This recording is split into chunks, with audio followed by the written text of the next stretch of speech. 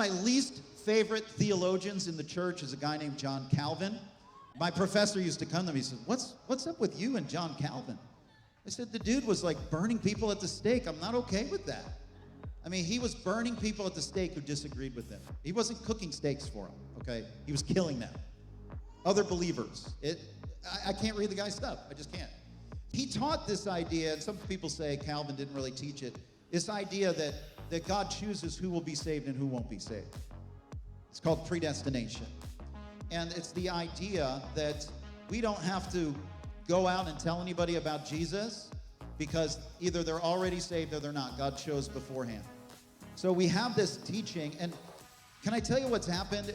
Because of John Calvin, a lot of people stopped going to the mission field. They stopped evangelizing because, well, you might be saved, you might not be. And so if you haven't discovered that you're saved, well, you are. But there was no motivation to go. One of the first mission movements was a guy named William Carey. And it's a story that you'll always remember because William Carey just got touched by the gospel. And this is back in the 1700s. And he was urging a group of pastors that we need to get together and we need to send missionaries to the heathen. We need to send people to the mission field. And a certain pastor stood up and back and he said to William Carey, he said, sit down, young man. Sit down and be still. When God wants to convert the heathen, he will do it without consulting either you or me. That was his response. Why? Because he believed in this predestination idea that people either saved, God chose them to be saved, or God chose them to be damned. Did you know that China could have been led to Jesus back in the 13th century?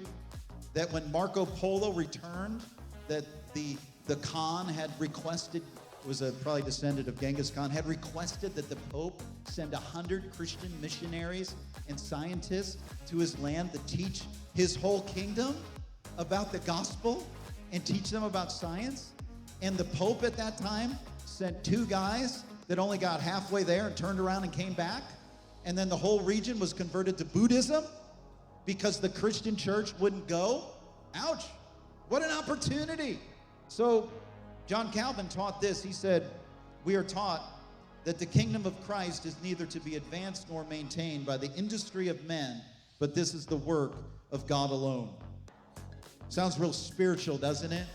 And what we have to do is we have to confront these lies because these lies are populating hell instead of populating heaven.